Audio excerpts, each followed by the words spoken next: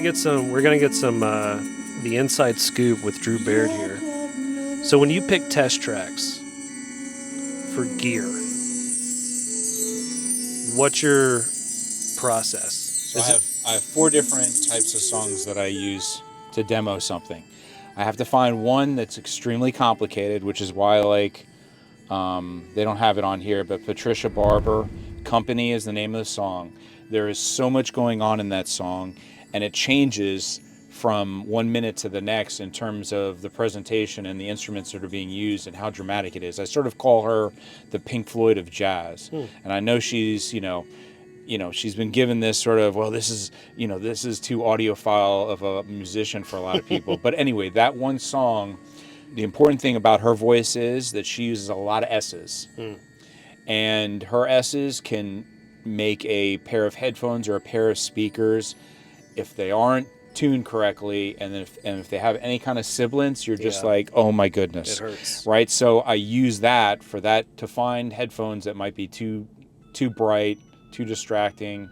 Another one is Christina Aguilera, the song. It's not one of her hits, right? No. It's not one of her hits. Yeah. It's So Lost or something like that. Anyway, it's more like an a cappella. There's a little bit of bass and some drums in it, but for the most sense, it's all female vocals. If a headphone is very smooth and very musical, I mean, her vocals are so liquidy and so, just hypnotic, right? Yeah. So that's the one that I sort of get the hairs on my arms stand up if a headphone does that one right. Gotcha. Then I do Linda Perry, who she's not very well known, but she is she's an amazing songwriter. She's done songs for Christina Aguilera. She's done songs for Sia. She's done songs for so many other people. And she came out with this one song that was actually used in the movie The Crow, if I remember right. Okay.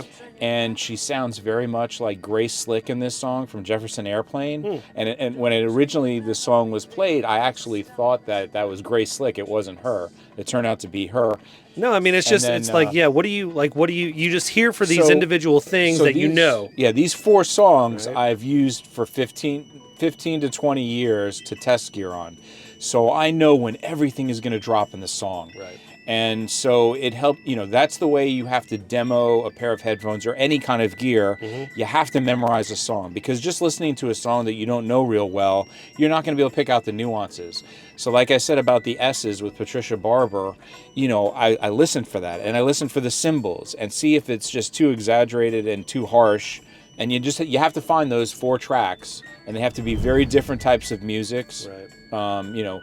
Maybe one acoustical, one where you find somebody, either a male or a female vocalist, one that's really complicated, and then something that's just something that that gives shows you off the different properties of the driver. Different properties of the whatever, driver, yeah. and if those 4 songs do so many things right for you in whatever you're demoing, then you know it's a good piece of gear, right? Gotcha. If one of them fails, any one of the 4 fails, it's not that you throw that to the side, but if you're looking for that end game piece of equipment, if it passes all those 4 song tests, then that's for you. You know what I mean? So there you have it, inside the mind of Drew Baird.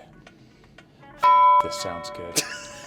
I mean, it's world class. Yeah. World class. Are we recording? Oh, we're recording. Yeah. Yeah, it's So, nice. yeah. Can you hear it? Yeah. Do you hear that? Hear that organ?